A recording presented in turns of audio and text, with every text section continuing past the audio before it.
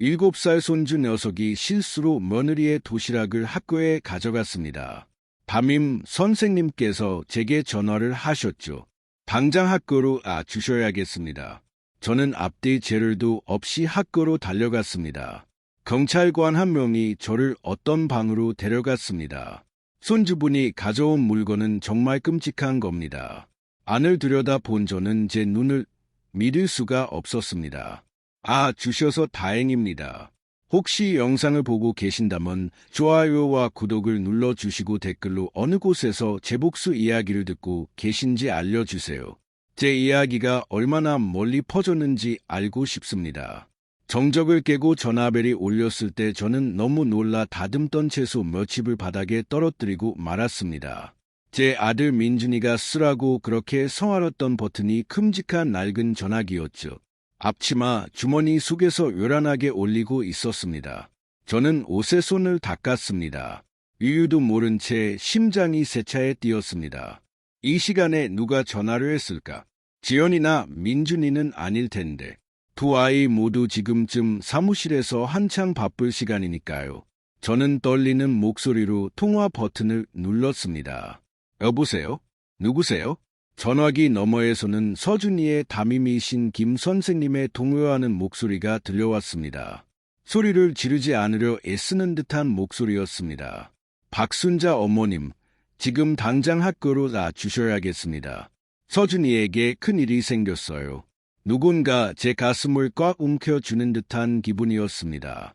선생님의 목소리는 거의 울먹이며 떨리고 있었고 저는 직감적으로 이게 작은 일이 아님을 알았습니다. 선생님, 무슨 일인가요? 서준이에게 무슨 일이 생긴 건가요? 제가 물었지만 선생님은 더욱 다급하게 같은 말만 반복했습니다. 어서 빨리 와주세요. 생각할 틈도 주지 않았습니다. 심장은 밖으로 튀어나올 것처럼 미친 듯이 뛰었습니다. 저는 떨리는 손으로 옷걸이에 걸린 애출을 급히 집어들고 문을 잠근 뒤 골목급 버스 정류장을 향해 뛰쳐나갔습니다. 낡고 다른 슬리퍼 때문에 몇 번이나 미끄러질 뻔했지만 그런 건 아무래도 좋았습니다. 제 머릿속에는 온통 서준이 생각뿐이었습니다. 크고 동그란 눈을 가진 7살 배기. 언제나 햇살처럼 환하게 웃던 그 아이. 만약 서준이에게 무슨 일이라도 생긴다면 제가 어떻게 살아갈 수 있을지 상상조차 할 수 없었습니다. 버스 안에서는 맨 뒷좌석에 몸을 웅크리고 앉았습니다. 등받이를 꽉 붙잡은 두 손, 가슴은 북처럼 쿵쿵 울리며 숨 쉬는 것조차 힘들게 했습니다. 저는 울먹이는 목소리로 운전기사에게 계속해서 중얼거렸습니다. 기사님, 세비초등학교까지 얼마나 남았나요? 백발이 성한 노인 기사님은 백미러로 저를 쳐다보았습니다. 제 절박한 얼굴을 보셨는지 짧게 대답하셨습니다. 금방 갑니다. 10분이면 도착해요. 걱정 마세요. 하지만 어떻게 걱정을 안 할 수가 있겠습니까? 끔찍한 상상들이 머릿속을 스쳐 지나갔습니다. 서준이가 넘어졌거나 누구에게 맞았거나 혹은 더 나쁜 사고를 당했을지도 모른다는 생각. 저는 그 어두운 생각들을 떨쳐내려 눈을 감았지만 그것들은 유령처럼 끈질기게 달라붙었습니다. 버스가 학교 정문 앞에 멈췄을 때 저는 거에 뛰어내리다시피 했고 너무 서두르는 바람에 발을 헛디딜 뻔했습니다. 눈앞에 펼쳐진 광경에 저는 얼어붙었습니다. 평소라면 아이 멋멋이 놀고 있을 세비초등학교 입구가 사람들로 북적였습니다. 학부모들이 무리지어 수금거리고 있었고 모두의 얼굴에는 호기심과 걱정이 뒤섞여 있었습니다. 근처 교실에서는 아이들의 날카로운 울음소리가 들려왔는데 그 소리는 제 심장을 칼로 찌르는 것 같았습니다. 저는 기도를 중얼거렸습니다. 하느님, 제발 우리 아이를 지켜주세요. 짙은 남색 제복을 입은 키 큰 경찰관 한 명이 저를 맞으러 나왔습니다. 그의 얼굴은 표정 없이 심각했고 그 모습에 저는 더욱 겁이 났습니다. 박서중 군의 할머니 되십니까? 그가 낮고 단호한 목소리로 물었습니다. 저는 입이 바싹 마른 채 아무 말도 못하고 고개만 끄덕였습니다. 그는 저를 따라오라는 손짓을 하며 복도 끝에 있는 교실로 안내했습니다. 한 걸음 한 걸음이 악몽 속으로 들어가는 것처럼 무거웠습니다. 그 시간의 광경에 저는 그 자리에 못 박힌 듯 멈춰섰습니다. 제 어린 손주 서준이가 구석에 웅크린 채 두 손으로 얼굴을 가리고 있었습니다. 어깨를 떨고 있는 모습이 그 어느 때보다 작아 보였습니다. 마치 길 잃은 아기새처럼 이따금 고개를 들어 빨개진 눈으로 선생님 책상 위에 놓인 열린 도시락을 쳐다보았습니다. 지연이가 점심을 싸주던 바로 그 녹색 도시락. 그것은 끔찍한 사건의 증거처럼 그곳에 놓여 있었습니다. 책상 위에는 투명한 지퍼백이 찍혀 있었고 그 안에서 분홍색 아약들이 굴러다니고 있었습니다. 형광등 불빛 아래에 반짝이는 작은 아약들은 아이들이 그토록 좋아하는 달콤한 사탕처럼 보였습니다. 하지만 아니었습니다. 저는 그것이 사탕이 아니라는 것을 즉시 알 수 있었습니다. 먹구름 떨어진 곳에서는 다른 아이가 간호사에게 치료를 받고 있었습니다. 창백한 얼굴로 배를 힘껏 끌어안고 고통의 찬을 감고 있었습니다. 아마도 그 아이의 엄마인 듯한 한 여자가 곁에서 울면서 아이의 머리를 쓰다듬으며 기도를 중얼거리고 있었습니다. 제 옆에 있던 경찰관이 놀라움 가득한 목소리로 말했습니다. 손주분이 가져온 물건은 정말 끔찍한 겁니다. 보세요. 아이가 어디서 이걸 구했는지 모르겠습니다. 그의 말은 제 심장에 비수처럼 꽂혔습니다. 다리에 힘이 풀려 쓰러지지 않으려고 책상 모서리를 꽉 붙잡아야 했습니다. 7살 제 손주 서준이가 어떻게 이런 끔찍한 일에 연루될 수 있단 말인가. 소리치고 싶었습니다. 뭔가 잘못됐다고 제 손주는 절대 그런 짓을 할 아이가 아니라고 말하고 싶었습니다. 하지만 목이 메어 아무 말도 할 수 없었습니다. 서준이의 담임이신 김 선생님은 머리가 헝클어지고 역시나간 얼굴로 근처에 서 있었습니다. 그녀는 거의 울음을 터뜨릴 것 같은 떨리는 목소리로 사건의 경위를 설명했습니다. 점심시간에 서준이가 친구들에게 엄마 도시락에 사탕이 있다고 말했대요. 호기심이 생긴 아이들이 다가와서 구경했고 치료받고 있는 저 아이를 가리키며 그녀가 말했습니다. 저 아이가 재빨리 아약 하나를 집어 입에 넣었고 그러고는 쓰러졌어요. 너무 무서워서 바로 A사와 경찰에 신고했어요. 그녀의 말 한마디 한마디가 망치처럼 저를 내리쳤습니다. 엄마의 도시락 아침에 일을 떠올리려 했었지만 머릿속은 뒤죽박죽된 파편들로 가득 차 혼란스러울 뿐이었습니다. 그 실문이 거칠게 열리더니 돌처럼 굳은 표정의 중년 경찰관이 들어왔습니다. 그는 라텍스 장갑을 끼고 조심스럽게 분홍색 아약 하나를 집어 불빛에 비춰 보았습니다. 교실 안에 모든 사람들이 마치 판결을 기다리는 것처럼 숨을 죽였습니다. 저는 그가 실수라고 그냥 사탕일 뿐이라고 말해 주길 바라며 그를 쳐다보았지만 그의 시선은 감정 한 점 없이 차가웠습니다. 그는 고개를 저으며 선고와도 같은 단호한 목소리로 선언했습니다. 이건 사탄이 아닙니다. 말하기입니다. 세상 전체가 움직임을 멈춘 듯 완벽한 침묵이 흘렀습니다. 마약 그 두 단어가 날카롭고 잔인하게 제 머릿속을 맴돌았습니다. 혈관 속에 피가 얼어붙는 것 같았습니다. 온몸의 세포가 공포와 혼란으로 떨렸습니다. 아직도 스포여로 놀이를 하고 삐뚤삐뚤한 그림을 선물하는 아이 서준이가 어떻게 이런 일과 관련될 수 있단 말인가 소리치고 싶었습니다. 달려가서 아이를 안아주고 범죄자 취급하는 저 모든 시선으로부터 지켜주고 싶었습니다. 하지만 저는 손바닥에 손톱이 파고들어 아플 때까지 주먹을 준 채 그 자리에 얼어붙어 있었습니다. 그 죽음과 같은 침묵 속에서 서준이의 목소리가 흐느낌으로 갈라졌습니다. 작지만 가슴 찢어지는 소리였습니다. 저는 그냥 사탕인 줄 알았어요. 할머니 아이는 눈물이 가득인 큰 눈으로 저를 올려다보며 마치 도움을 청하는 것처럼 저를 찾았습니다. 그 말은 제 심장에 그대로 밝히는 비수와 같았습니다. 불과 몇 시간 전 새벽동이 트기도 전에 저는 노인의 습관처럼 잠에서 깼습니다. 부엌의 낡은 계시계는 시간이 결코 사람을 기다려 주지 않는다는 것을 상기시키듯 일정한 똑딱거림으로 초를 세고 있었습니다. 인천의 아침 추위에 저한 다리를 일으켜 세웠습니다. 수많은 가족의 추억을 간직한 제 작은 집은 여전히 부드러운 어둠에 쌓여 있었습니다. 앓은 담요를 두르고 지연이가 구닥다리 같다고 놀리던 낡은 스웨터를 껴입고 천천히 부엌으로 내려갔습니다. 어제 내린 커피향이 아직 공기 중에 떠다니며 제게 약간의 평온함을 주었습니다. 부엌에서는 며느리 지연이가 이미 일어난 지 한참이었습니다. 그녀는 부지런한 꿀벌처럼 민첩하게 움직이며 빠른 손놀림으로 점심 도시락을 준비하고 있었습니다. 도마 위에서 칼질나는 소리가 익숙한 멜로디처럼 울려 퍼졌습니다.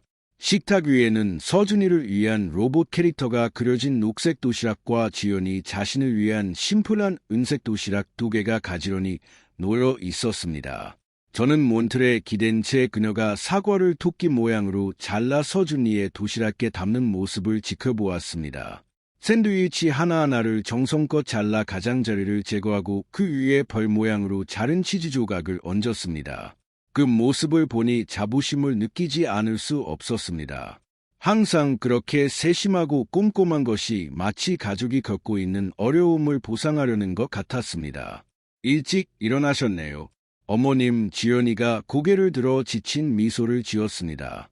그녀의 눈가에는 다크서클이 져 있었습니다. 분명 또 밤늦게까지 일했을 겁니다. 그녀가 돈을 더 벌기 위해 사무실에서 초과 근무를 자주 한다는 것을 알고 있습니다. 제 아들 민준이의 사정도 나을 게 없었습니다. 항상 서류와 끝없는 회의에 파묻혀 살았죠. 저는 미소와 함께 고개를 끄덕였습니다. 그래, 이젠 늙어서 잠이 없구나. 서준이 점심 준비하는 거니? 네, 워낙 입이 짧아서요. 이렇게 예쁘게 안 해주면 안 먹어요. 지연이가 자신의 도시락 샐러드 위에 잘 썬 당근을 뿌리며 말했습니다. 그녀의 도시락에 분홍색 내용물이 든 투명한 지퍼백이 있는 것을 얼핏 보았습니다. 별로 대수롭지 않게 여겼습니다. 그녀가 자주 먹는 비타민제 같은 것이라고 생각했습니다. 언젠가 두통이 있어서 의사가 영양제를 추천해 줬다고 말한 적이 있었습니다. 저는 아무것도 묻지 않았습니다. 그저 따뜻한 차 한 잔을 따라 거실에 앉아 그녀가 일하는 모습을 지켜보았습니다. 민준이는 시간과의 사투를 벌이고 있었습니다. 종이 넘기는 소리와 끙끙 앓는 소리가 들려왔습니다. 엄마, 제 빨간 펜 못 보셨어요? 오늘 회의에 늦겠네. 저는 웃으며 고개를 저었습니다. 민준이는 항상 똑같았습니다. 서두르고 덤벙대고 돌아가신 박서방 젊었을 때랑 똑같았죠. 빵 한 조각을 입에 문 채 식탁 위서류 덤미를 정리하며 넥타이와 씨름하고 있었습니다. 민주와 진정에 다쏨겠다.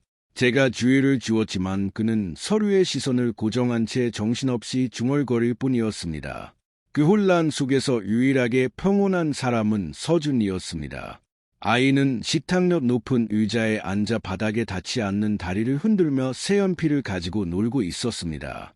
큰 눈은 어떤 모험을 꿈꾸는 듯 반짝였습니다. 서준이는 제 인생의 가장 큰 기쁨입니다.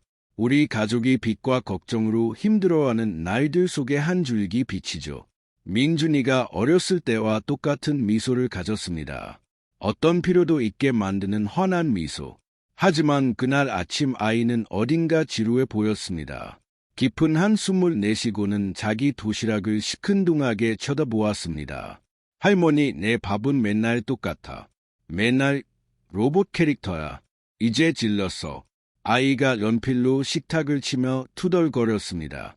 저는 웃으며 다가가 아이의 머리를 쓰다듬었습니다. 서준이의 부드러운 머리카락이 아이들 샴푸의 달콤한 향과 함께 제 손가락 사이로 스쳐 지나갔습니다. 지겹다니 엄마가 이렇게 예쁘게 만들어주려고 얼마나 애웠는데 제가 농담조로 말했지만 서준이는 웃지 않았습니다. 고개를 기울여 지연이의 은색 도시락을 거는질하더니 제 귀에 다가와 마치 엄청난 비밀을 공유하는 것처럼 속삭였습니다. 할머니, 엄마 밥이 내 것보다 더 맛있을 거야. 그래서 나한테 내 것만 먹고 엄마 것 만지지 말라고 했어. 근데 오늘 엄마 것 먹어보고 싶어. 아이의 장난기에 저는 웃음을 터뜨렸습니다. 민준이가 어렸을 때도 똑같이 장난꾸러기였던 기억이 났습니다. 항상 금지된 것을 맛보고 싶어 하는 호기심. 저는 서준이에게 윙크를 하며 장난기 있는 톤으로 말했습니다. 그럼 오늘은 내가 탐험가가 되어 보는 거야. 엄마 밥이 어떤 맛인지 한번 보자. 그 순간 저는 그것이 그저 순진한 장난, 벌이 아닌 장난이라고만 생각했습니다.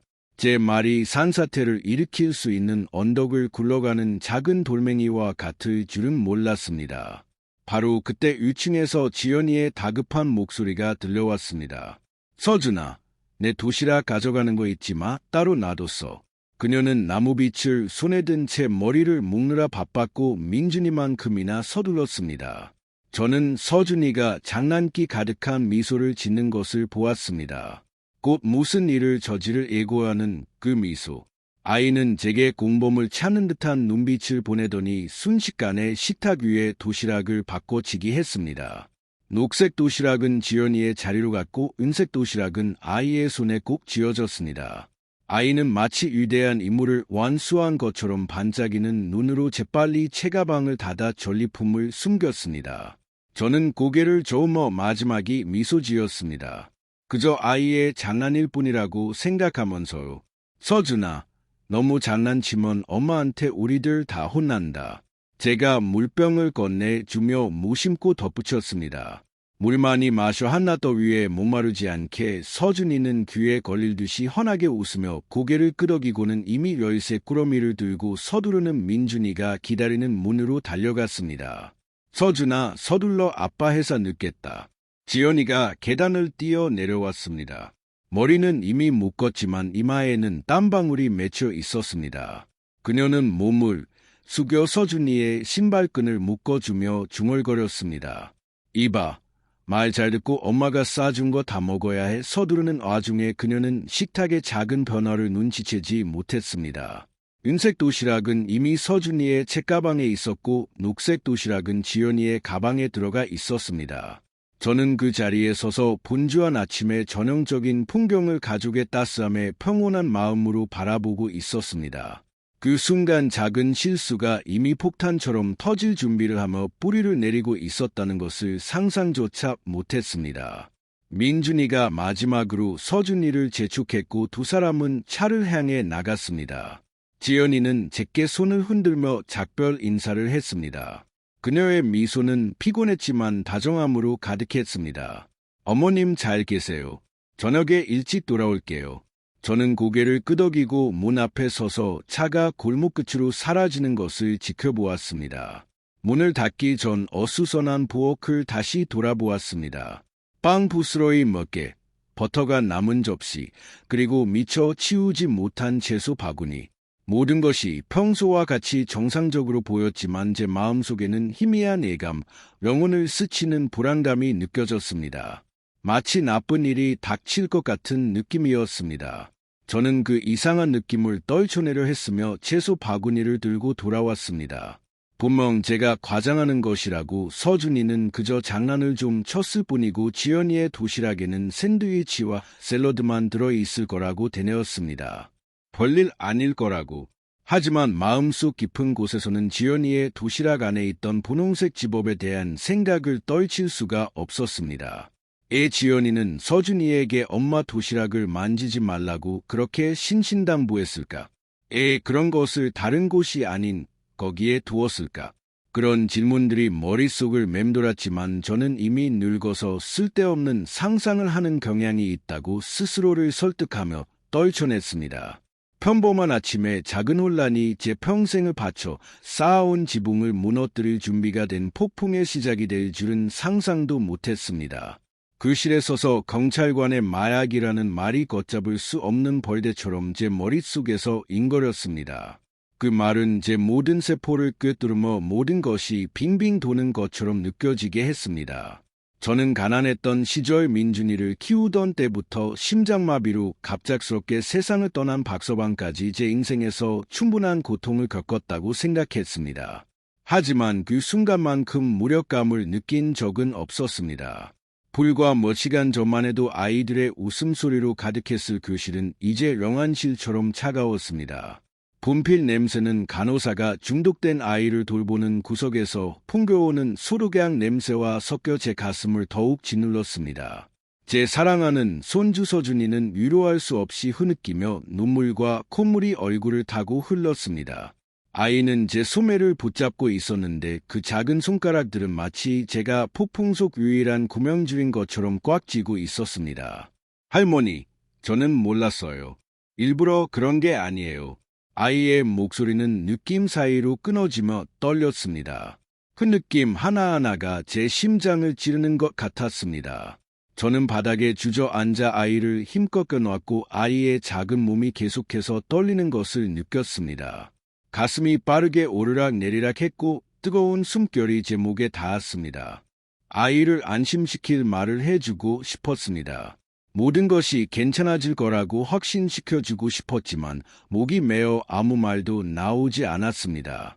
제 마음은 텅 비어 있었습니다. 오직 공포와 혼란만이 남아 모든 생각을 질식시켰습니다. 교실 문이 거칠게 열렸습니다. 경첩의 마른 소리가 억눌린 포효처럼 들렸습니다. 경찰관 2명이 들어왔는데 한 명은 카메라를 다른 한 명은 검은 서류 가방을 들고 있었습니다. 카메라 셔터 소리가 차갑고 무자비하게 울려 퍼지며 마치 이제 부서진 삶의 조각들을 포착하는 것 같았습니다. 걸려있는 은색 도시락, 찢어진 지백 안에서 굴러다니는 분홍색 알약들, 그리고 빨개진 눈으로 애원하듯 저를 쳐다보는 서준이의 겁에 질린 얼굴, 카메라 셔터 소리가 울릴 때마다 제 가슴에 망치질을 하는 것 같았고 그 장면을 결코 잊을 수 없도록 새겨 넣었습니다. 흰 가운을 입은 보건 관계자가 핀셋으로 알약 중 하나를 들어올려 유리병에 넣고 라벨을 붙여 밀봉했습니다. 그녀의 움직임은 느리고 정확하고 전문적이었으며 바로 그 정확성이 저를 공포로 가득 채웠습니다. 그들은 마치 일상적인 업무를 처리하는 것처럼 행동했습니다. 그들이 다루고 있는 것이 제 가족을 파괴하고 있는 악몽이 아니라는 듯이 소리치고 싶었습니다. 우리에게 서준이에게 이런 일이 일어났는지 묻고 싶었습니다. 하지만 저는 손주의 심장이 미친 듯이 뛰는 것을 느끼며 여전히 팔로 아이를 감싼 채 얼어붙어 있었습니다. 복도에서는 학부모들의 수근거림이 열린 창문으로 밀려 들어오는 파도처럼 커져갔습니다. 멋쩍은 호기심 어린 눈으로 안을 들여다보고는 수근거렸습니다. 세상에 어떤 아이가 저런 걸 학교에 가져와 더 날카로운 목소리가 들렸습니다. 저렇게 무모한 아이는 대체 어느 집 자식이야. 말 한마디 한마디가 날카롭고 독이 든 바늘처럼 제 가슴에 박혔습니다. 뛰쳐나가서 서준이는 잘못이 없다고 겨우 7살짜리 아이라고 소리치고 싶었습니다. 하지만 그래 봐야 소용없다는 것을 알았습니다. 서준이의 담임인 김 선생님은 문 옆에 서서 소동을 진정시키려 했었습니다. 제발 돌아가 주세요. 학교에서 처리하게 해주세요. 그녀의 목소리는 떨렸지만 사람들은 움직이지 않았습니다. 그들의 시선은 구경거리와 비난으로 가득 차 있었습니다. 아까 그 돌처럼 굳은 표정의 경찰관이 제게 다가왔습니다. 그는 작은 수첩을 펴고 페니종이 유를 스치는 소리가 건조하게 들렸습니다. 아이의 보호자 되십니까? 그는 범죄자를 신문하는 것처럼 낮고 차가운 목소리로 물었습니다. 저는 마른 목으로 끊어지는 목소리로 고개를 끄덕였습니다. 제가 할머니입니다. 그는 아무런 감정 없이 저를 쳐다보고는 수첩에 무언가를 적었습니다. 부모님께는 즉시 연락하겠습니다. 이건 매우 심각한 문제입니다. 그는 선고와도 같은 차가운 어조로 말했습니다. 다리에 힘이 풀리는 것을 느끼며 쓰러지지 않으려고 책상 모서리를 붙잡아야 했습니다. 심각하다. 그 단어가 바위처럼 무겁게 제 머릿속을 맴돌았습니다. 저는 마치 모든 힘을 잃은 사람처럼 의자에 주저앉았습니다. 수천 가지 질문이 머릿속을 맴돌았지만 어떤 대답도 떠오르지 않았습니다. 하필 지연이의 도시락이었을까? 아침을 떠올리자 서준이가 도시락을 바꾸던 모습이 선명하게 떠올랐습니다. 아이의 장난기 어린 미수 탐험가에 대해 속삭이던 모습. 모든 것이 이제 와서는 운명의 잔인한 장난처럼 보였습니다. 저는 웃었습니다. 저는 그의 장난의 공범이었습니다. 그를 폭풍 속으로 밀어넣고 있다는 사실을 모른 채 제 심장은 짓눌렸습니다.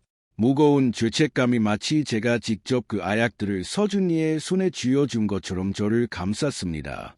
30분도 채 지나지 않아 교실 문이 벌컥 열리고 민준이가 허리케인처럼 들어왔습니다. 그의 흰 추는 반쯤 어깨가 풀린 채 흐트러져 있었고 넥타이는 삐뚤어져 있었습니다. 마치 사무실에서 몸단장도 못하고 바로 달려온 것 같았습니다. 그의 얼굴은 상기되어 있었고 이마에는 땀방울이 흘렀으며 눈에는 완전한 혼란이 비쳤습니다.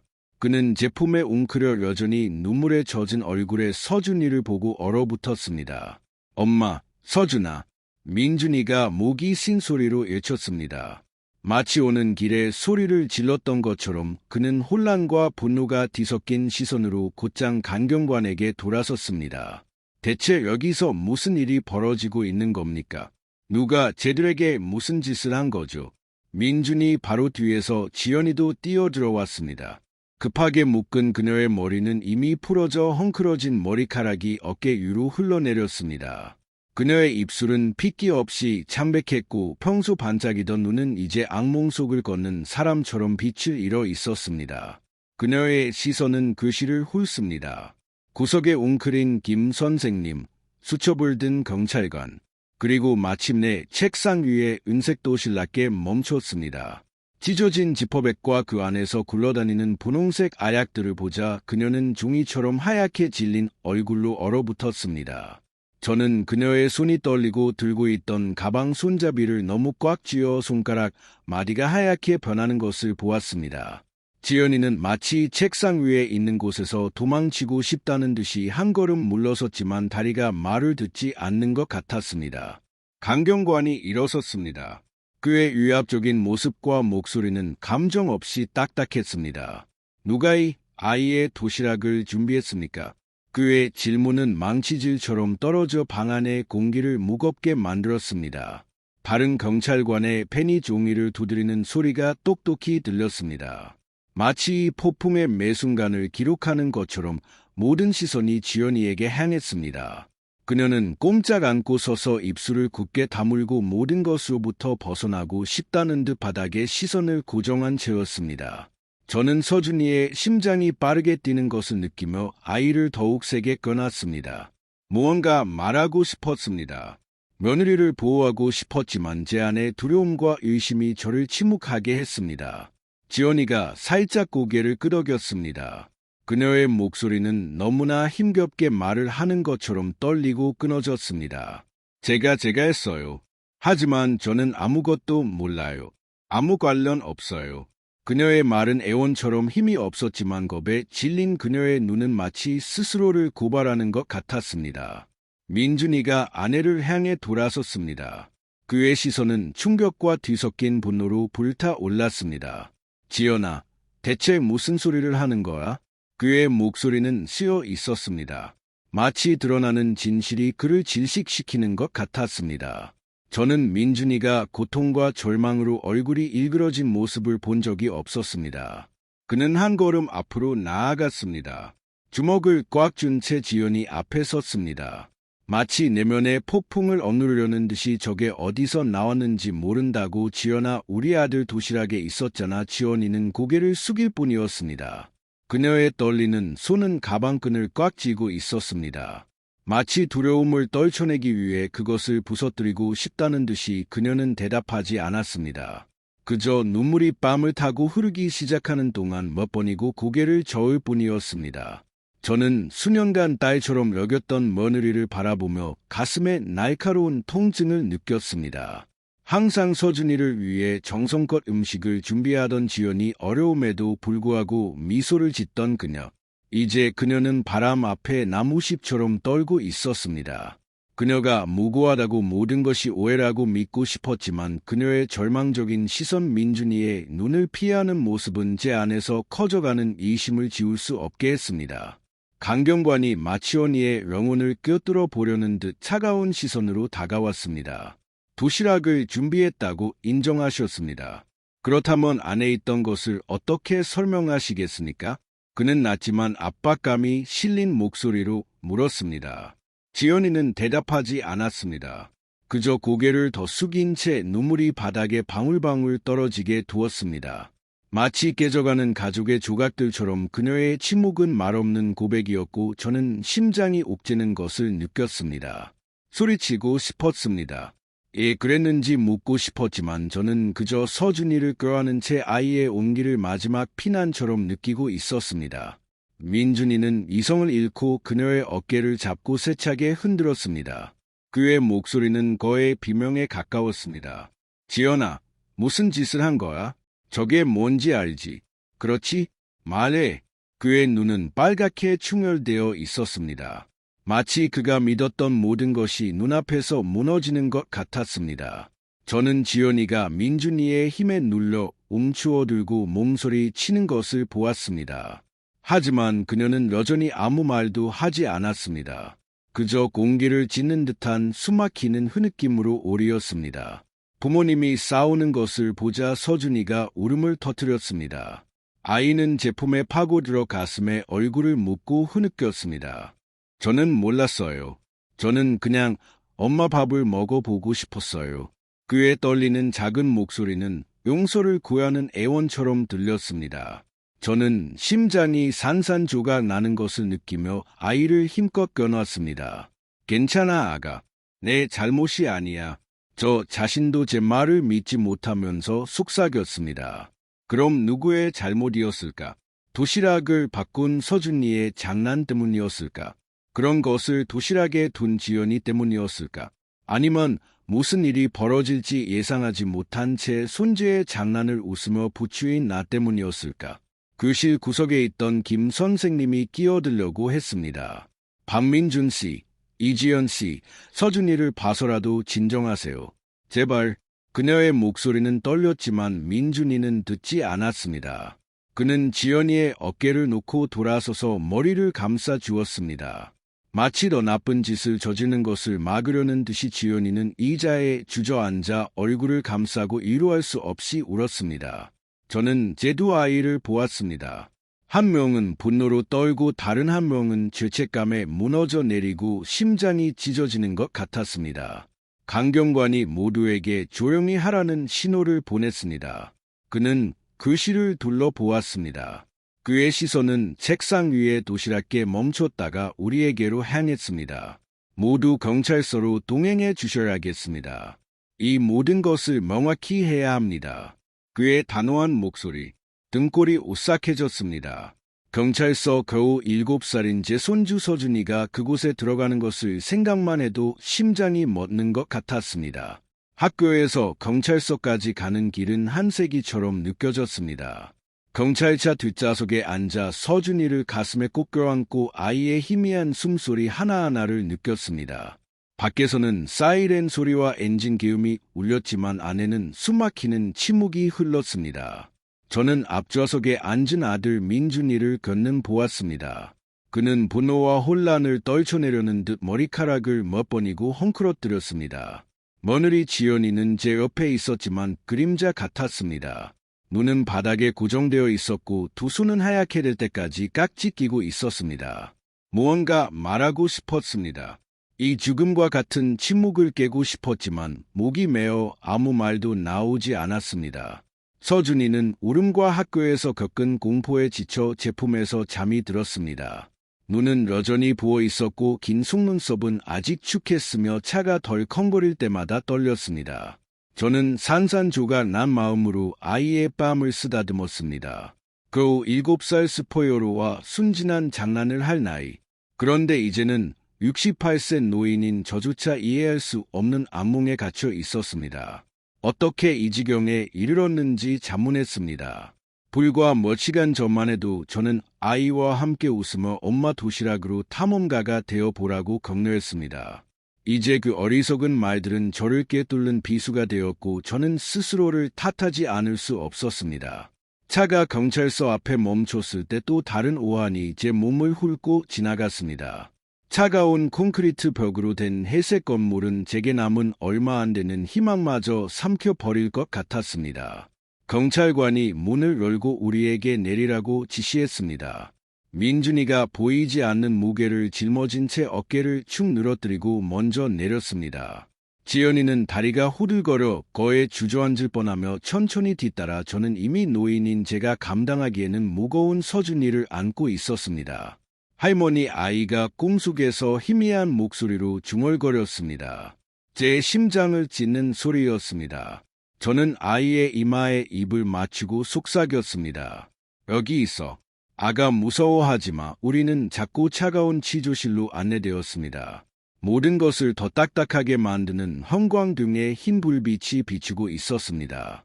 낡은 나무 책상 위에는 아직 제가 받아들일 수 없는 범죄의 증거물처럼 은색 도시락과 밀봉된 지퍼백이 놓여 있었습니다. 저는 마치 손을 놓으면 아이가 사라져 버릴 것처럼 손을 놓지 않은 채 서준이를 제역 의자에 앉혔습니다. 민준이는 텅 빈 시선으로 우리 앞에 서 있었고 지연이는 마지막 남은 평온을 붙잡으려는 듯 두 손을 여전히 깍지 낀 채 구석에 웅크리고 있었습니다. 돌처럼 굳은 표정의 강경관이 우리 앞에 앉았습니다. 그는 수첩을 폈습니다. 그의 낮고 단호한 목소리는 망치질 같았습니다. 여러분에게서 직접 진실을 들어야겠습니다. 그의 마른 방 안에 올려 퍼졌습니다. 차갑고 날카롭게 마치 어떤 은폐의 층이라도 베어버릴 듯이 심장이 더 빨리 뛰는 것을 느꼈습니다. 막연한 두려움이 제 안에서 피어올랐습니다. 진실? 무슨 진실? 저는 몰랐습니다. 그리고 바로 그 모른다는 사실이 저를 그 어느 때보다 무력하게 만들었습니다. 민준이가 입을 열려던 참이었습니다. 아마도 묻거나 변명하려 했을 겁니다. 그때 지연이가 갑자기 위로할 수 없는 울음을 터뜨렸습니다. 그녀의 흐느낌은 침묵을 깨고 작은 방 안에서 울려 퍼졌습니다. 마치 말없는 고백처럼 제가 서준이에게 절대 도시락 바꾸지 말라고 했어요. 지연이가 끊어지는 목소리로 말했습니다. 마치 가슴 가장 깊은 곳에서 각 단어를 억지로 끄집어내야 하는 것처럼 제 아들이 일에 엮이는 걸 원치 않았어요. 그녀는 고개를 숙였습니다. 눈물이 책상 위로 한 방울씩 떨어졌습니다. 마치 그녀가 숨기려 했던 비밀의 조각들처럼 저는 몸을 떨었습니다. 심장이 쿵 내려앉았습니다. 지연이의 말은 악몽의 일부를 밝히는 번개와 같았습니다. 하지만 동시에 저를 더 깊은 어둠 속으로 끌고 들어갔습니다. 이게 무슨 일인가? 그녀는 서준이에게 도시락을 바꾸지 말라고 했을까? 저는 빨갛게 충혈된 그녀의 눈에서 약간의 명확함이라도 찾으려 했지만 오직 공허과 죄책감만이 보였습니다. 묻고 싶었습니다. 소리치고 싶었지만 저는 서준이의 손을 꽉 쥔 채 가만히 있었습니다. 마치 그것이 무너지지 않는 유일한 방법인 것처럼 이미 깨어난 서준이가 엄마를 올려다 보았습니다. 그의 큰 눈은 여전히 눈물로 가득했습니다. 저는 그냥 궁금했어요. 아이가 바람 앞에 나무잎처럼 떨리는 목소리로 중얼거렸습니다. 엄마가 올라갔을 때 도시락을 바꿨어요. 할머니도 보셨어요. 그의 말은 심장에 밝히는 비수와 같았습니다. 혈관 속에 피가 얼어붙는 것을 느꼈습니다. 무거운 죄책감이 저를 덮쳤습니다. 그래요? 봤습니다. 아이가 도시락을 바꾸는 것을 봤습니다. 저는 그와 함께 농담을 했습니다. 무해한 장난이라고 생각하면서. 그리고 이제 그 순진한 말들은 저를 숨막히게 하는 비난과 같았습니다. 저는 의도치 않게 제 손줄이 상황으로 밀어넣었습니다. 그리고 그 생각이 바위처럼 제 가슴을 짓눌렀습니다. 민준이는 책상 위에 머리를 밟고 쓰러졌습니다. 어깨가 떨렸습니다. 서준아, 그랬어. 그의 목소리는 진실에 질식가는 것처럼 쉬어 있었습니다. 저는 민준이의 눈이 분노가 아닌 깊은 고통으로 빨갛게 충혈된 것을 보았습니다. 그는 분노와 절망이 뒤섞인 채 지연이를 바라보았습니다. 지연아의 모든 것에 대해 뭘 알아? 말해. 하지만 지연이는 그저 울기만 했습니다. 끊어지는 흐느낌이 그녀의 몸을 흔들었습니다. 아이가 그럴 줄은 상상도 못했어요. 그녀가 용서를 구하듯 힘없이 말했습니다. 저도 마찬가지예요. 집을 나오기 전에 제 도시락을 확인했어요. 저는 뒤엉킨 마음으로 그녀를 바라보았습니다. 그녀를 믿고 싶었습니다. 그녀가 정말 아무것도 몰랐고 이것이 단지 끔찍한 실수였다고 믿고 싶었습니다. 하지만 그녀가 고개를 숙이는 방식, 민준이의 눈을 피하는 방식은 제 안에서 자라나는 의심을 떨쳐낼 수 없게 했습니다. 그녀는 자기 도시락을 확인하지 않았을까? 그녀는 서준이에게 도시락을 바꾸지 말라고 경고했을까? 마치 안에 위험한 것이 있다는 것을 아는 것처럼 그런 질문들이 제 머릿속을 파고들었지만 저는 그 대답이 가족에게 남은 얼마 안 되는 것마저 파괴할까 두려워 감히 입 밖으로 내지 못했습니다. 강경관은 얼음처럼 차가운 얼굴로 아무런 감정 없이 계속해서 글을 썼습니다. 다른 경찰관, 젊은 여성이 다가와 지연이 앞에 티슈 상자를 놓았습니다. 진정하세요. 명확하게 말씀해 주셔야 합니다. 그녀가 부드럽지만 약간의 압박감이 섞인 목소리로 말했습니다. 지연이는 눈물이 멈추지 않는 동안 손으로 상자를 밀어냈습니다. 몰라요? 맹세해요. 그게 거기에 있었는지 몰라요. 그녀가 반복했지만 목소리는 점점 작아졌습니다. 마치 자기 자신도 자신이 하는 말을 믿지 못하는 것처럼 저는 건딜 수 없는 죄책감과 혼란을 느끼며 서준이의 손을 꽉 쥐었습니다. 긴 침묵 끝에 강경관이 손바닥으로 책상을 쳤습니다. 그 소리는 숨막히는 긴장을 깨뜨렸습니다. 진실을 말하지 않으면 당신의 죄는 더 커질 겁니다. 그가 딱딱한 목소리로 말했습니다. 그의 차가운 눈은 비수처럼 지연이에게 밝혔습니다. 당신 도시락에 마약이 있었으니까. 그 질문은 망치질처럼 떨어져 방을 정지시켰습니다. 저는 제 며느리 지연이를 보았습니다.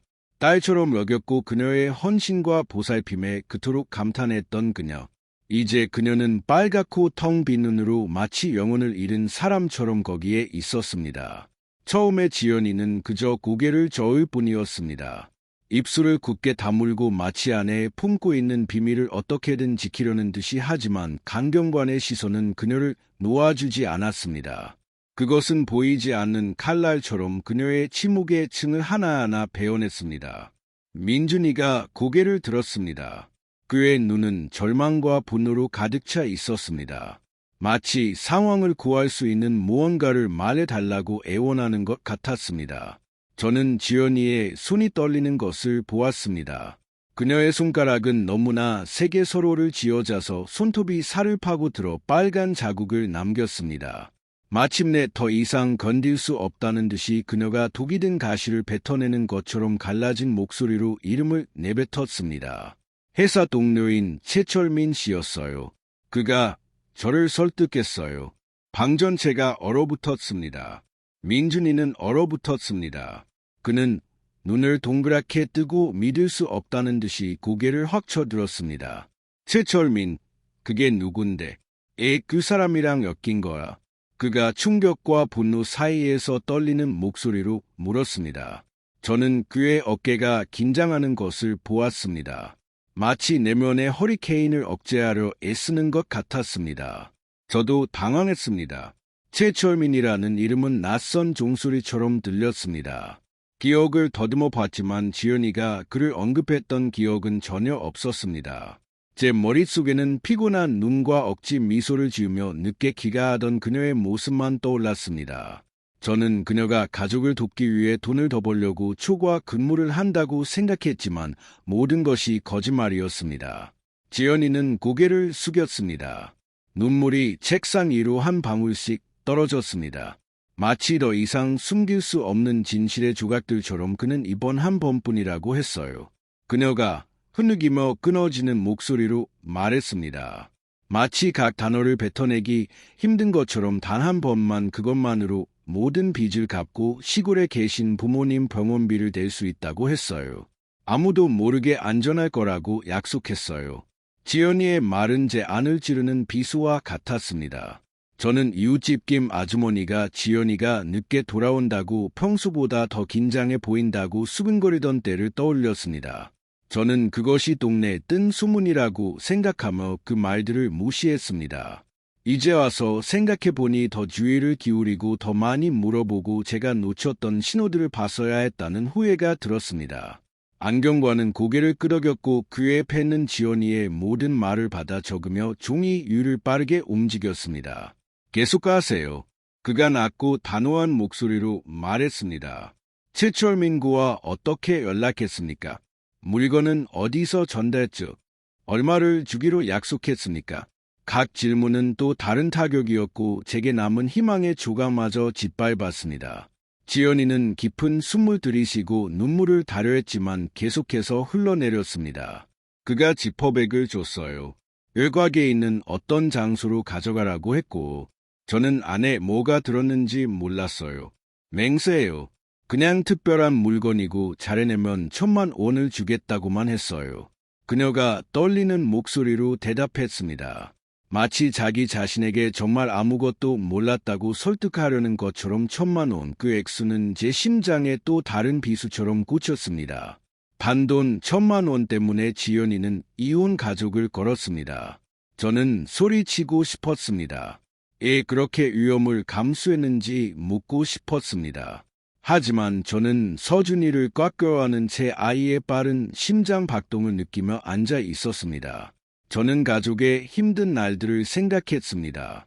지연이 부모님의 병원비, 청구서, 민준이와 그녀가 짊어져야 했던 빚, 저는 그들이 힘들어한다는 것을 알았지만 그 절망이 지연이를 이 길로 내몰 줄은 상상도 못했습니다. 민준이가 벌떡 일어났습니다. 의자가 마른 소리를 내며 바닥에 넘어졌습니다. 돈 때문에 이혼 가족을 팔아넘겼어. 지연아, 그의 목소리가 갈라지며 외쳤습니다. 마치 지금까지 믿었던 모든 것이 연기처럼 사라지는 것 같았습니다. 그의 얼굴은 붉어졌고 이마에는 핏줄이 섰습니다. 하지만 그의 시선에는 분노뿐만 아니라 깊은 고통도 담겨 있었습니다. 서준이는 생각했어.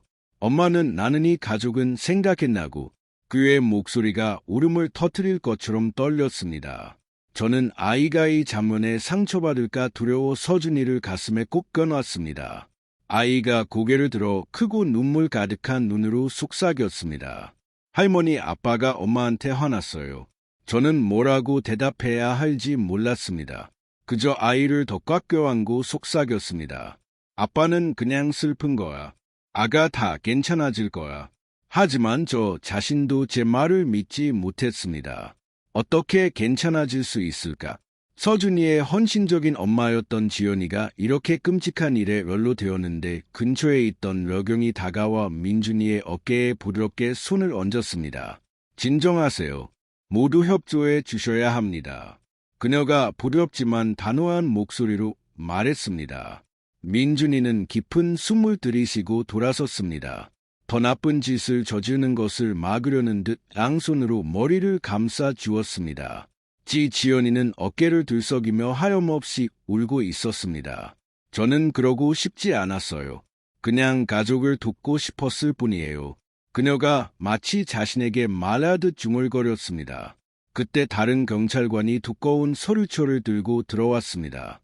그는 그것을 강경관에게 건네고 귓속말로 무언가를 속삭였습니다. 강경관은 멋장을 빠르게 넘겼습니다. 그는 고개를 끄덕이고 낮고 엄숙한 목소리로 고개를 들었습니다. 최철민, 이 이름은 낯설지 않습니다.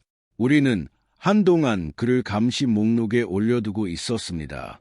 그의 말은 제게 벼락처럼 떨어졌습니다. 저는 새로운 두려움이 솟아나는 것을 느끼며 몸을 떨었습니다. 최철민은 단지 지연이의 직장 동료가 아니라 경찰의 감시를 받는 범죄자였습니다. 이 며느리는 단순히 넘어진 것이 아니라 위험한 조직에 깊숙이 관여되어 있었습니다. 심장이 멎는 것 같았습니다. 방 안의 공기는 탁해졌습니다. 오직 강경관의 페니종이 유를 긁는 소리와 지연이의 그칠 줄 모르는 울음소리만 들렸습니다. 첫 번째 신문이 끝난 후 우리는 작은 대기실로 안내되었습니다. 형광등의 흰 불빛이 우리 위로 쏟아져 내리며 벽에 비친 그림자를 우리 삶에 부서진 조각들처럼 왜곡시켰습니다. 저는 서준이를 품에 안고 딱딱한 플라스틱 의자에 앉았습니다. 아이는 피곤해서 잠이 들어 있었습니다. 눈은 여전히 부어 있었고 길고 축간 속눈썹은 서로 붙어 있었습니다. 저는 제 낡은 양모 스웨터를 벗어 아이 위에 덮어주며 어깨를 잘 감싸 주었습니다. 아이의 평온한 숨소리가 그 순간 저를 위로하는 유일한 것이었지만 그것만으로는 제 안에서 찢어지는 고통을 진정시키기에 충분하지 않았습니다. 저는 이미 삶의 어려움에 익숙해졌다고 생각했지만 이제는 그 어느 때보다 자꾸 무력하게 느껴졌습니다. 민준이는 지연이 맞은편에 앉았습니다. 작은 나무 테이블 하나를 사이에 두고 있었지만 둘 사이의 거리는 심연처럼 보였습니다. 그의 손은 주먹을 꽉 쥐고 있었고 등에는 핏줄이 서 있었습니다. 마치 폭풍을 억누르고 있는 것 같았습니다. 그의 충혈된 눈에는 더 이상 아버지나 남편의 다정함은 없었고 분노와 고통이 뒤섞여 있었습니다. 그는 지연이를 바라보며 억울한 목소리로 떨며 말했습니다. 이 가족에게 무슨 짓을 한 거야? 지연아, 이게 서준이에게 어떤 영향을 미치는지 알아? 7살짜리 아이가 경찰서에 끌려와서 마치 범죄자인 것처럼 쳐다보게 됐어. 그게 아이 마음에 어떤 상처를 줄지 생각은 해봤어. 민준이의 말은 날카롭고 잔인한 비수 같아서 제 심장이 옥주는 것을 느꼈습니다. 지연이는 고개를 숙인 채 눈물이 차가운 타일 바닥 위로 조용히 떨어졌습니다. 방울방울. 마치 말로 표현할 수 없는 고백들처럼 그녀는 고개를 들지 않았습니다. 대답하지 않았습니다. 그저 몸을 떨며 가만히 있었습니다. 저는 한때 딸처럼 대했고 그녀의 헌신과 희생에 자랑스러워했던 며느리를 보았습니다. 그리고 깊은 고통을 느꼈습니다. 밤샘으로 눈가에 다크서클이 짙어지고 집에 돌아올 때마다 억지 미소를 짓던 지연이 이제 그녀는 자신의 그림자처럼 보였습니다. 그녀를 안아주고 싶었습니다. 그녀가 건드는 압박을 이해한다고 말해주고 싶었습니다. 하지만 그럴 수 없었습니다. 불신과 고통이 모든 것보다 더 컸습니다. 마치 저를 그녀와 갈라놓는 벽처럼 민준이는 더 이상 참을 수 없었습니다. 그는 벌떡 일어났습니다. 그의 목소리는 작은 방에 울려 퍼지는 예침으로 폭발했습니다. 돈 때문에 이 가족을 나락으로 끌고 갈 수 있었던 거야. 지연아, 이게 우리를 파괴할 거라는 거 알아. 손에 들고 있던 물병이 바닥으로 날아가 테이블 밑으로 굴러가며 둔탁한 소리를 냈습니다. 저는 몸을 떨며 서둘러 민준이에게 목소리를 낮추라고 손짓했습니다. 그의 일침이 서준이를 깨울까 봐 두려웠습니다. 저는 아이를 가슴에 더 가까이 끌어당기며 의미 없는 말을 중얼거렸습니다. 조용히 자, 아가 할머니가 여기 있어. 하지만 제 목소리는 떨렸습니다. 마치 저 자신도 폭풍 속에서 약간의 평온을 구걸하는 것처럼 지연이가 고개를 들었습니다. 붓고 충혈된 눈, 그녀는 절망적으로 민준이를 바라보았습니다. 나는 결코 우리 아들을 해치고 싶지 않았어. 그녀가 가슴에서 각 단어를 끄집어내는 것이 힘든 것처럼 희미한 목소리로 말했습니다. 그냥 우리가 가난에 벗어나길 바랐을 뿐이야. 생각했어. 이번 한 번만, 딱 한 번만 빚을 갚고 부모님을 돕고 서준이에게 더 나은 삶을 줄 수 있을 거라고. 그녀의 말은 흐느낌과 섞여 끊어졌습니다. 저는 그녀의 어깨가 떨리는 것을 보았습니다. 마치 완전한 붕괴에 맞서 싸우는 것처럼 민준이는 웃었지만 그것은 즐거움 한 점 없는 수음이었습니다. 한 번 그는 빚며 반복했습니다. 분명 한 번 이상했겠지. 지연아, 더 이상 거짓말하지 마. 그는 분노로 불타는 시선으로 그녀를 손가락질했습니다. 내가 그렇게 바보 같다고 생각해. 내가 모를 거라고.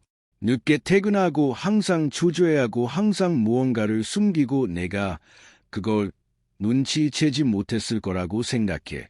그의 말은 공지에 몰린 동물처럼 움츠어드는 지연이에게 우박처럼 쏟아졌습니다. 저는 더 이상 참을 수 없었습니다. 민준아, 그만해. 저는 서준이를 놀라게 하지 않으려고 낮게 유지하려 했으며 신목소리를 높였습니다. 그렇게 소리쳐서 무슨 소용이야. 너희 둘 다 망가지고 있잖아. 저는 그의 팔을 잡고 억지로 앉혔습니다. 그는 아직 눈이 빨갰지만 분노가 그를 텅 비게 만든 것처럼 어깨가 축 늘어졌습니다. 저는 지연이에게 돌아섰습니다. 무언가 말하고 싶었지만 목이 메어 말을 할 수 없었습니다. 묻고 싶었습니다. 왜 이혼 가족을 악몽으로 끌고 들어왔는지 질책하고 싶었습니다. 하지만 그녀의 눈에 비친 절망을 보자 연민만이 느껴졌습니다. 한때의 집의 빛이었던 내면이 지연이는 이제 꺼져가는 촛불처럼 보였습니다. 경찰관 한 명이 지나가다가 문으로 고개를 내밀고 심각한 목소리로 말했습니다. 질서를 지켜주시기 바랍니다. 여기는 경찰서입니다. 민준이는 깊은 숨을 들이쉬고 앉아서 머리를 감싸 주었습니다. 마치 현실로부터 자신을 보호하려는 듯이 지연이는 눈물을 닦았지만 눈물은 멈추지 않고 계속 떨어져 그녀의 블라우스를 적셨습니다. 저는 제 두 아이를 보았습니다. 한 명은 분노에 다른 한 명은 죄책감에 무너져 내리고 심장이 갈라지는 것 같았습니다. 제 가족, 평생을 바쳐 지켜온 가장 소중한 것, 이제는 아주 작은 바람에도 무너질 준비가 된 종이집처럼 보였습니다. 그 침묵 속에서 서준이가 제 품에서 움직였습니다. 아주 작고 희미한 목소리로 꿈결에 중얼거렸습니다. 할머니, 제가 뭐 잘못했어요? 그의 질문은 심장에 밝히는 비수와 같았습니다. 저는 눈물이 아이의 부드러운 머리카락 위로 떨어지는 동안 아이를 힘껏 안았습니다. 아니야, 아가 너는 아무 잘못 없어. 목이 타는 듯했지만 저는 더 이상 아무 말도 할 수 없이 속삭였습니다. 경찰서의 오후는 작은 창문으로 겨우 들어오는 노란 불빛으로 물들어 있었고 취조실의 냉기를 몰아내기에는 역부족이었습니다. 저는 여전히 서준이를 껴안고 아이가 불안하게 잠든 동안 평온한 숨소리를 느끼고 있었습니다. 에어컨의 끊임없는 윙거림은 기계의 심장처럼 들렸지만 제 가족을 질식시키는 긴장감을 덮을 수는 없었습니다. 시간은 멈춘 듯했습니다. 매 초가 제 가슴 위에 돌처럼 무겁게 떨어졌습니다. 서준이가 다시 움직였습니다. 작은 손이 제 옷을 꽉 쥐고 있었습니다. 마치 꿈속에서조차 버려질까 두려워하는 것 같았습니다. 안경관이 서류 뭉치를 책상 위에 던졌고 종이가 나무에 부딪히는 둔탁한 소리는 선고처럼 들렸습니다. 그는 멋장을 넘겼고 제가 최철민이라고 짐작한 남자의 몰래 찍은 사진들이 나타났습니다. 그의 굳은 얼굴, 좁고 교활한 눈, 세상을 비우는 듯한 비뚤어진 미소, 강경관은 지연이를 정면으로 바라보았습니다. 그의 목소리는 칼날처럼 낮고 날카로웠습니다. 두 가지 선택지가 있습니다. 우리와 협력해서 선처를 받거나 아니면 그를 대신해 모든 죄를 뒤집어 쓰거나. 그의 말은 이미 무거운 공기 속의 망치질처럼 떨어졌습니다. 저는 지연이가 떨리는 것을 보았습니다. 입술을 굳게 다물고 빨개진 눈은 책상에 고정된 채 마치 자신과 싸우고 있는 것 같았습니다. 민준이는 그녀 옆에 조각상처럼 꼼짝 않고 있었지만 그의 시선에는 절망의 바다가 담겨 있었습니다.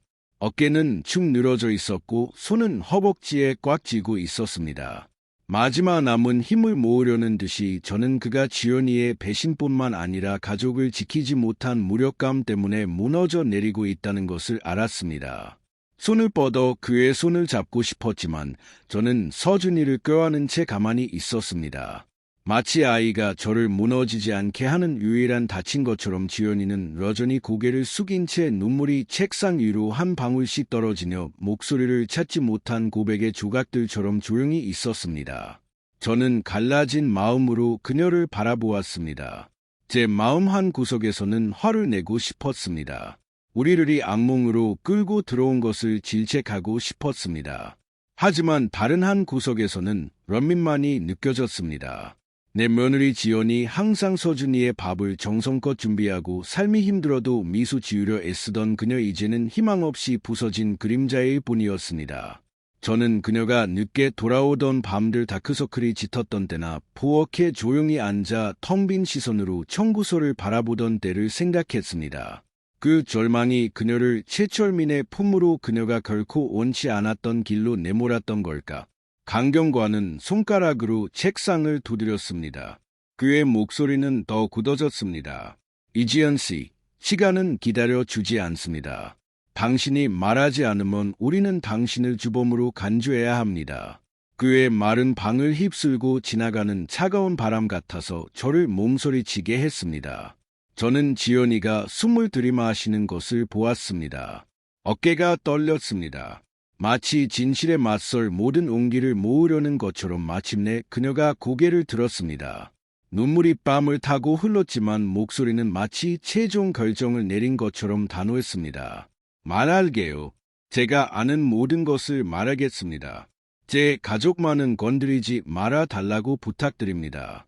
방 안의 분위기는 마치 온 세상이 지연이의 고백 앞에서 숨을 죽인 것처럼 팽팽해졌습니다. 강 경관은 다른 경찰관에게 녹음기를 켜라고 신호를 보냈고 기기가 작동하기 시작하자 희미한 딸깍 소리가 났습니다. 지연이는 말하기 시작했습니다. 목소리는 떨렸지만 명확했습니다. 마치 각 단어로 자신을 구원하려는 것처럼 최철민이 전화로 저에게 연락했어요. 다른 남자의 번호를 주더군 후 다음 주 금요일에 인천 외곽의 한 창고로 지퍼백을 가져가라고 했어요. 물건 상자에 그 가방을 넣어두기만 하면 누군가 와서 가져갈 거라고 했어요. 1,000만 원을 주겠다고 약속했고 그 후에는 더 이상 아무것도 할 필요가 없다고 했어요.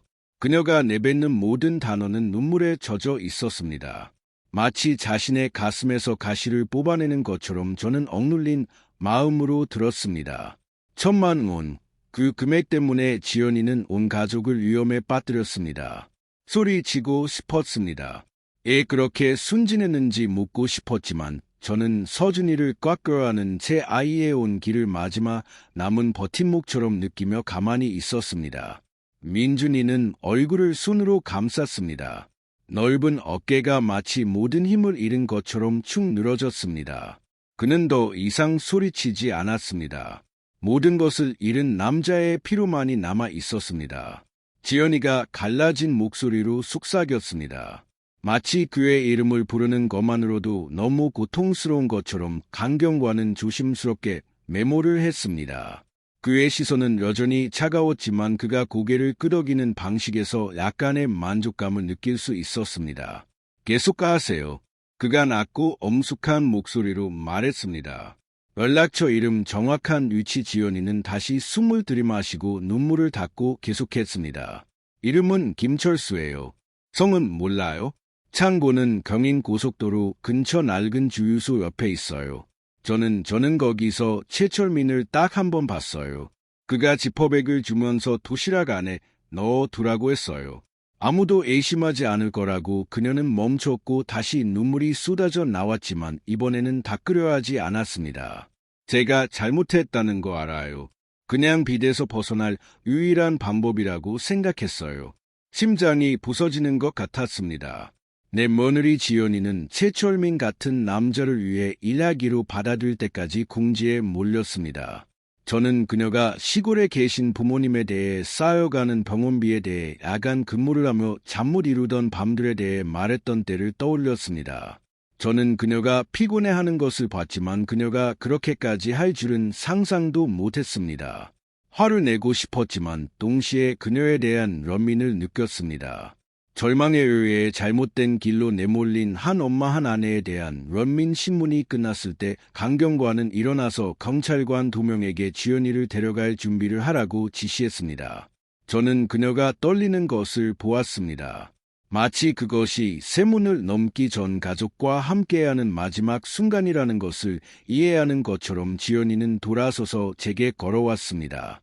차갑고 떨리는 그녀의 손이 제 손을 꽉 쥐었습니다. 말없는 사과를 전하려는 듯이 어머님. 그녀가 갈라진 목소리로 속삭였습니다. 제발 서준이에게 제가 많이 사랑하고 진심으로 미안하다고 전해주세요. 눈물로 가득 찬 그녀의 충혈된 눈은 감출 수 없는 고통과 사랑으로 빛났습니다. 서준이는 마치 엄마가 떠나려 한다는 것을 감지한 듯이 갑자기 깨어났습니다. 아이는 울음을 터뜨리며 달려가 엄마의 다리에 매달려 흐느습니다. 엄마, 가지마, 미안해요. 이제 도시락 안 바꿀게요.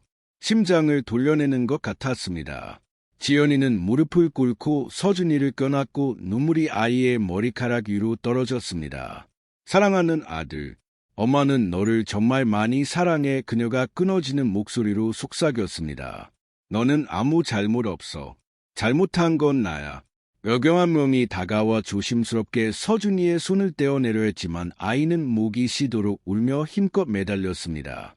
저는 아이의 온몸이 떨리는 것을 느끼며 품에 안았습니다. 엄마 아이가 절망적으로 외쳤지만 새는 이미 차갑고 잔인하게 다쳤습니다. 지연이의 모습과 우리를 갈라놓으며 저는 손줄을 꽉 껴놨고 눈물이 조용히 뺨을 타고 흘렀습니다. 민준이를 보았습니다. 그는 텅 빈 시선으로 꼼짝 않고서 있었습니다. 마치 그 문이 그의 영혼을 삼켜버린 것처럼 방은 서준이의 울음소리와 산산조각 난 가족의 죽음과 같은 침묵으로만 가득 찼습니다. 그 치명적인 신문이 있은 지 며칠 후 저는 예전에는 웃음으로 가득 찼지만 이제는 유령처럼 무거운 침묵만이 감도는 제 작은 집으로 돌아왔습니다. 매일 아침 저는 여전히 일찍 일어나 평소처럼 마당을 쓸며 단순한 노동 속에서 약간의 평화를 찾으려 했었습니다. 하지만 빗자루를 들 때마다 장난꾸러 서준이가 도시락을 바꾸고 제가 악몽의 문을 열고 있다는 사실도 모른 채 웃었던 그 아침이 떠올랐습니다. 오늘 인천의 햇살은 여전히 뜨거웠지만 더 이상 제 마음을 덮이지는 못했습니다. 가족의 부서진 조각들을 기울여 쓰는 68세 노인의 마음을. 저는 이웃집 수다스럽지만 착한 김 아주머니가 구겨진 지역 신문을 손에 들고 제게 달려오는 것을 보고 깜짝 놀랐습니다. 박 여사님이 뉴스 보셨어요? 그녀가 마치 엄청난 비밀을 발견한 것처럼 빛나는 눈으로 다급하게 말했습니다. 저는 빗자루질을 멈추고 이마에 땀을 닦고 신문을 받아들었습니다. 표지의 커다란 헤드라인이 제 눈을 강타했습니다. 마치 소리치는 것처럼 굵은 글씨로 인쇄되어 있었습니다. 마야광, 최철민 검천 대규모 조직의 그 아래에는 지연이가 신문에서 말했던 남자 최철민의 사진이 있었습니다. 악엽의 경찰관 2명과 함께 수갑을 차고 있었지만 그의 얼굴에는 여전히 조롱 섞인 미소가 그려져 있었습니다. 마치 아무것도 두렵지 않다는 듯이 오한이 온몸을 훑고 지나가는 혐오감이 느껴졌습니다. 마치 그를 보는 것만으로도 더러워지는 것 같았습니다. 저는 페이지를 빠르게 넘기며 기사를 대충 읽었습니다. 기사에는 최철민이 인천에서 수년간 활동해온 마약 밀매 조직의 두목이라고 쓰여 있었습니다. 그는 사무직 직원부터 평범한 노동자까지 많은 사람들을 속여 씌운 돈을 약속하며 그들을 범죄 세계로 끌어들였습니다. 저는 쌓여가는 병원비 청구서와 어깨를 짓누르는 비 때문에 그의 덫에 걸린 며느리 지연이를 생각했습니다. 저는 신문을 꽉 쥐었습니다. 손이 떨렸습니다. 최철민을 미워해야 할지 지연이를 동정해야 할지 아니면 무언가 잘못되었다는 신호를 미리 알아채지 못한 저 자신을 탓해야 할지 몰랐습니다. 그날 오후 민준이는 평소보다 더 지쳐서 퇴근했습니다. 그는 서류 가방을 테이블 위에 던졌습니다. 둔탁한 소리가 조용한 집에 울려 퍼졌습니다. 엄마, 사무실 전체가 그 얘기뿐이에요. 민준이가 낮고 힘없는 목소리로 말했습니다. 마치 각 단어를 가슴 가장 깊은 곳에서 억지로 끄집어내야 하는 것처럼 모두 지연이 일을 알아요. 저를 마치 범죄자의 남편인 것처럼 쳐다봐요. 저는 민준이의 눈이 빨갛게 충혈된 것을 보았지만 그는 눈물이 떨어지지 않도록 꾹 참았습니다. 저는 다가가서 아들의 어깨에 손을 얹었습니다. 그를 위로할 말을 하고 싶었지만 목이 메웠습니다. 민주와 신경 쓰지 마. 그 사람들은 이해 못해. 제가 떨리는 목소리로 말했습니다. 하지만 제 말이 그의 고통을 덜어주기에는 충분하지 않다는 것을 알았습니다. 다른 사람들의 비난의 시선을 짊어진 남편, 아버지의 고통. 그때 서준이가 방에서 달려 나왔습니다. 크고 순진한 눈으로 아빠를 바라보았습니다. 아빠, 오늘 저녁에 엄마 우리랑 같이 밥 먹으러 아이가 막지만 희망에 찬 목소리로 물었습니다. 서준이의 질문은 제 심장에 밝히는 비수와 같았습니다. 민준이는 꼼짝 않고 멈춰섰습니다. 그의 시선은 허공을 헤맸습니다. 마치 아들의 질문이 그를 심연으로 끌고 들어가는 것 같았습니다. 그는 급히 돌아서서 손으로 얼굴을 가렸습니다. 하지만 저는 그의 어깨가 떨리는 것을 보았습니다. 조용한 눈물 한 방울이 바닥에 떨어졌습니다. 서준아, 할머니랑 같이 가자. 제가 아이를 품에 끌어당기며 재빨리 말하고 테이블 위에 있던 따뜻한 국그릇을 꺼냈습니다. 국 먹어. 아가, 오늘 밤에 내가 제일 좋아하는 거 만들었어. 저는 화제를 돌리려 했었지만 속으로는 상처에 소금을 뿌리는 것 같았습니다. 서준이는 저를 보고 그리고 아빠를 보았습니다. 마치 무언가 잘못되었다는 것을 느끼는 것 같았습니다. 하지만 더 이상 묻지 않았습니다. 그저 숟가락을 들고 조용히 국을 먹었습니다. 그날 밤 가족이 낡은 텔레비전 앞에 앉았을 때 뉴스에서는 최철민이 체포되는 장면을 계속해서 반복했습니다. 죄수복을 입은 남자가 복도를 따라 호송되는 모습이 화면에 반복되었습니다. 마치 모든 사람의 마음에 새겨 넣으려는 듯이 아나운서는 최철민이 마약 밀매 조직을 이끈 혐의로 최대 20년의 장기징역형에 처해질 것이라고 말했습니다. 또한 조직을 와시키는데 경찰에 협력한 사무직 직원에 대해서도 언급했습니다. 저는 그것이 지연이라는 것을 알았지만 그녀에 대한 경찰의 마지막 보호 조치로 이름은 언급되지 않았습니다. 저는 뒤섞인 마음으로 화면을 보았습니다. 한편으로는 범인이 잡혀서 안도했지만 다른 한편으로는 제 가족이 치르는 대가가 너무나 커서 고통스러웠습니다. 갑자기 지연이가 최종 결정을 내렸던 그 신문이 생각났습니다. 만약 그녀가 진실을 말하지 않았다면, 만약 경찰에 협력하지 않았다면 아마도 최철민은 여전히 자유롭게 다른 사람들 범죄의 길로 유혹하고 있었을 겁니다. 아마도 제 가족은 지연이가 주범으로 몰리고 서준이가 온 사회의 비난 속에서 자라며 더 깊은 나락으로 떨어졌을 겁니다. 쓰라리지만 저는 그 결정적인 순간에 지연이가 가족을 선택했다는 것을 알았습니다. 그녀는 서준이를 보호하고 민준이를 보호하고 그리고 저 또한 보호하기 위해 결과를 감수하기로 했습니다. 그 생각은 마치 심장을 둘러 찢는 것처럼 저를 아프게 했습니다. 사건 이후 며칠 동안 제 작은 집은 보이지 않는 쌓인 것 같았습니다. 온 동네가 떠들썩했습니다. 소문은 불길처럼 번져 모든 골목과 문으로 스며들었습니다. 시장에 갈 때마다 익숙한 돌길을 무거운 발걸음으로 끌며 갈 때마다 이웃들의 캐묻는 시선을 느꼈습니다. 몇몇은 바쁜 척하며 고개를 돌렸지만 저는 그들이 제 등 뒤에서 무언가 수근거리고 있다는 것을 알았습니다. 저기가 박 여사님 댁이야. 며느리가 말하게 손댔다던데 제가 채소 가게에서 채소를 고르는 동안 작은 목소리가 귀가에 들려왔습니다. 저는 고개를 숙이고 시장 바구니를 꽉 쥐었습니다.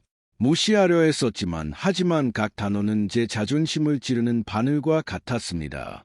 하지만 그 어두운 구름들 사이에도 제 어두운 길을 비추는 작은 빛처럼 스며드는 따뜻한 햇살이 여전히 있었습니다. 어느 날 오후 제가 마당에서 채소를 거두며 몸을 숙이고 있을 때 수다스럽지만 마음씨 좋은 이웃 김 아주머니가 문을 두드렸습니다. 그녀의 손에는 아직 김이 모락모락 나는 팥죽 한 그릇이 들려 있었습니다. 팥의 향이 퍼져나가며 온 가족이 식탁에 둘러앉았던 그 시절을 문득 떠올리게 했습니다. 박 여사님, 여사님이랑 아이는 잘못 없다는 거 알아요? 김주머니가 진심 어린 목소리와 연민 가득한 시선으로 말했습니다. 이거 서준이 주세요. 아이들은 사랑이 필요해요. 특히 지금은. 저는 떨리는 손으로 그릇을 받았습니다. 목이 메웠습니다. 고마워, 아주머니. 저는 울음을 터뜨릴 뻔하며 갈라진 목소리로 대답했습니다. 그녀의 소박한 말은 산산조각 난 제 심장을 감싸는 따뜻한 폼과 같았습니다. 다른 날 제가 현관에 앉아 해가 지는 것을 조용히 바라보고 있을 때 남편의 오랜 친구인 최어신이 다가왔습니다. 그는 지팡이의 의지에 천천히 걸었고 지팡이가 돌 위에서 올렸습니다. 그는 제 옆 나무 의자에 말없이 앉았습니다. 처음에는 그저 좁은 골목을 바라볼 뿐이었습니다. 잠시 후 그는 낮고 엄숙한 목소리로 말했습니다. 박 여사, 너무 자책하지 마시오. 잘못은 한 사람의 것이지 온 가족의 것이 아니요. 당신은 민준이를 위해 서준이를 위해 할 수 있는 모든 것을 했소. 저는 눈물이 얼음거리는 눈으로 그를 보았습니다. 하지만 어르신 저는 어머니고 할머니예요. 제가 이상한 낌새를 눈치챘어야 했어요. 이런 일이 일어나지 않도록 막았어야 했어요. 제가 떨리는 목소리로 말했습니다. 제 어르신은 고개를 저으며 제 어깨에 손을 얹었습니다. 아무도 모든 것을 예측할 수는 없소. 박 여사, 당신은 아이에게 가정을 포옹을 주었소. 그것이 가장 중요한 것이요. 그의 말은 부드러운 산들바람처럼 제 내면의 고통을 조금 덜어주었습니다.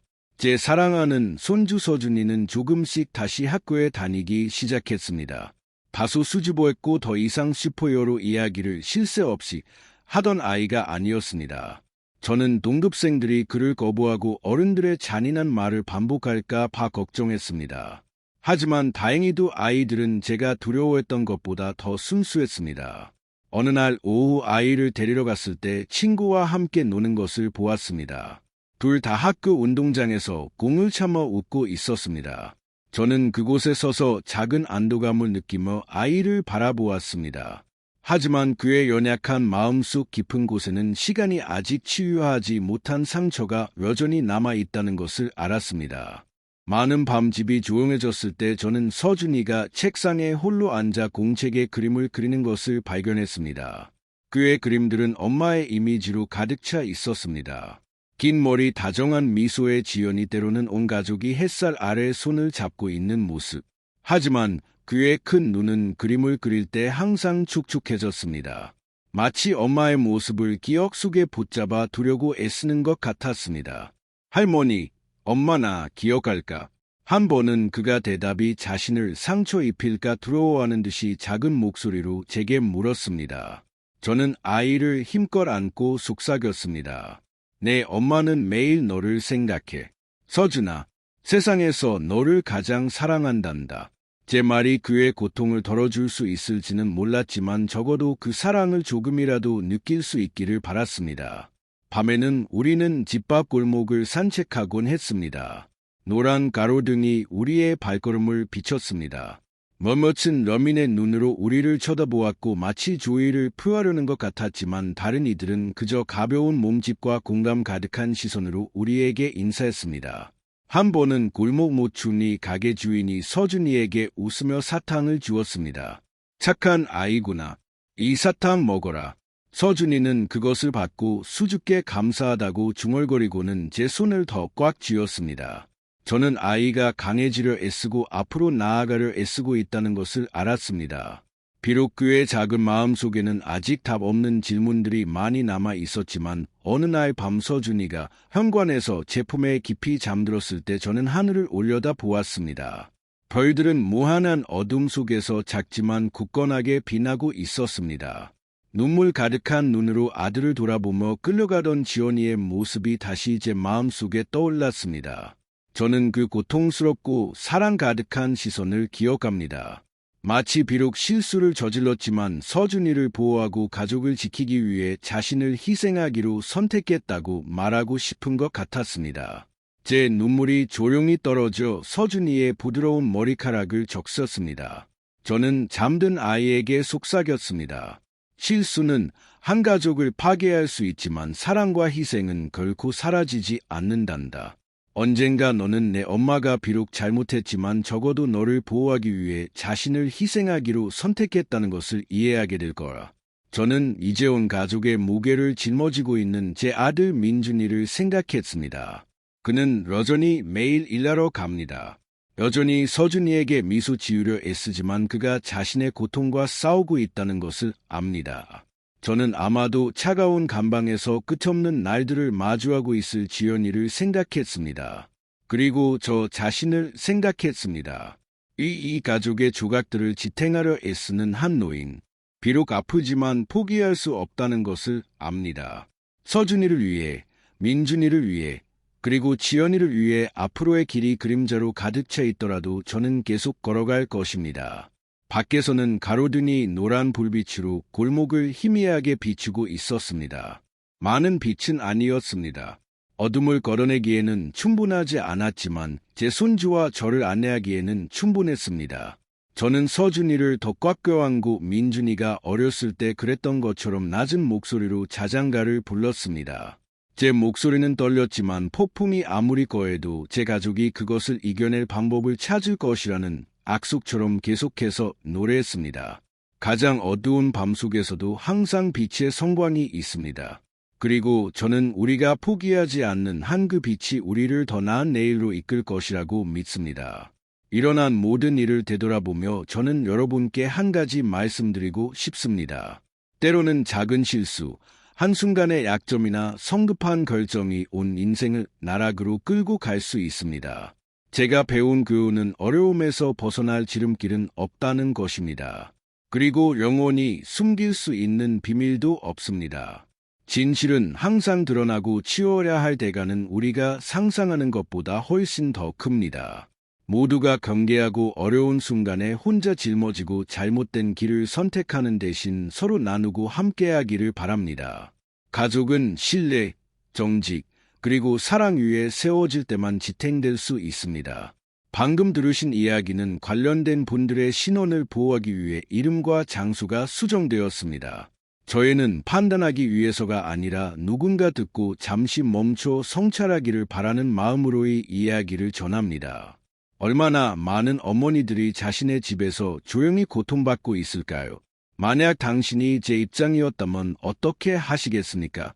평화를 유지하기 위해 침묵을 선택하시겠습니까? 아니면 당신의 목소리를 되찾기 위해 모든 것에 맞설 용기를 내시겠습니까? 여러분의 의견을 듣고 싶습니다. 왜냐하면 모든 이야기는 다른 사람의 길을 비추는 촛불이 될 수 있기 때문입니다. 하느님은 언제나 축복하십니다. 그리고 저는 용기가 우리를 더 나은 날들로 이끌 것이라고 확신합니다.